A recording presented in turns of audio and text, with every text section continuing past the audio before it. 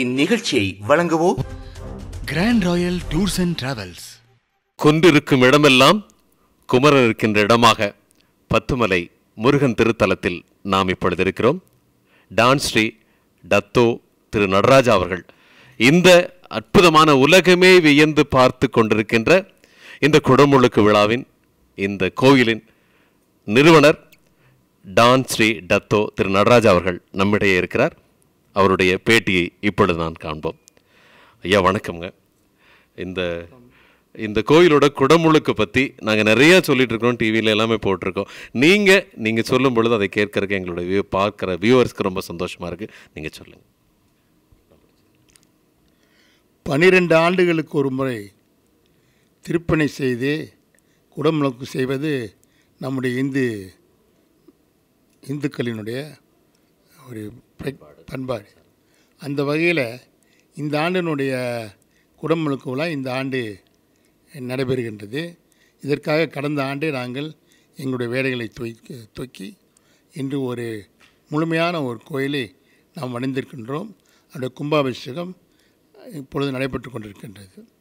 இதில் என்னவென்றால் முன்பிருந்தது ஒரு கோயில், இப்பொழுது எல்லா கோயில்களையும் ஒருங்கிணைத்து 6 படை வீடை ஆரம்பித்து விநாயகர், மீனாட்சி, சுந்தரேஸ்வரர் இப்படி ஒரு பெரிய மண்டபம் போல் வெட்டிருந்ததையெல்லாம் ஒன்று சேர்த்து ஒரு பெரிய ஆலயமாக பார்ப்பவர்களும் பிரசித்தி பெற்ற ஒரு பெரிய ஆலயமாக பார்ப்பவர்கள் கண்கவரும் கோயிலாக இந்த கோயில் நிர்மாணிக்கப்பட்டிருக்கின்றது.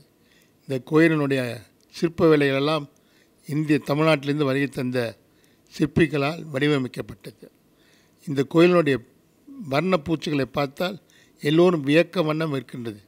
பஞ்சவர்ணத்தை அழகுபடுத்தி பஞ்சவர்ண பெயிண்டுகளை எல்லாம் ஒன்று சேர்ந்து நம்முடைய முழுமையான ஒரு ஒத்துழைப்பை கொடுத்து இந்த கோயில் நிர்மாணிக்கப்பட்டிருக்கின்றது. அதேபோல் இந்த கோயிலுக்கு மேலே சென்றால் பத்துமலைக்கு மேலே சென்றால் அங்குதான் வேலாயுதர் குகை இருக்கின்றது. அந்த வேலாயுதர் குகையிலே வேலாயுதர் இருப்பார்.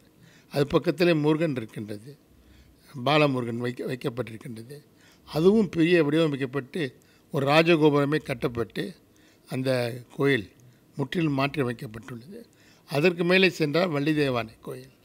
இப்படி இந்த பத்துமலை திருத்தலத்தை முற்றிலும் ஒரு பக்தி மைந்தமான ஒரு மலையாக மாற்றியிருக்கின்றோம். பத்துமலை ஒரு பக்தி மலை.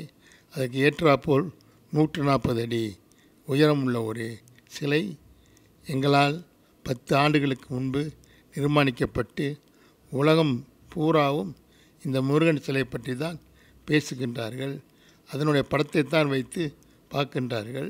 எங்கு போனாலும் இந்த முருகனை பார்ப்பதற்கு வெளிநாட்டிலிருந்து நிறைய சுற்றுப்பயணிகள் நம் நாட்டிற்கு வருகின்றார்கள்.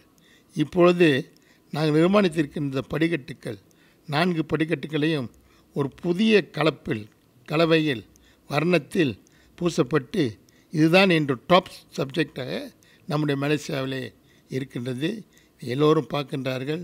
நாளை காலையில் கும்பாபிஷேகம், பெரிய கும்பாபிஷேகம், நம்முடைய கோயிலே நடைபெறுகின்ற பெரிய கும்பாபிஷேகத்தை முன்னிட்டு தமிழகத்திலிருந்து வருகை தந்திருக்கின்ற மாலதி, முகேஷ் அவருடைய இசை நிகழ்ச்சியும், அதன் பின்பு குப்புசாமியினுடைய இசை நிகழ்ச்சியும், வில்லுப்பாட்டு,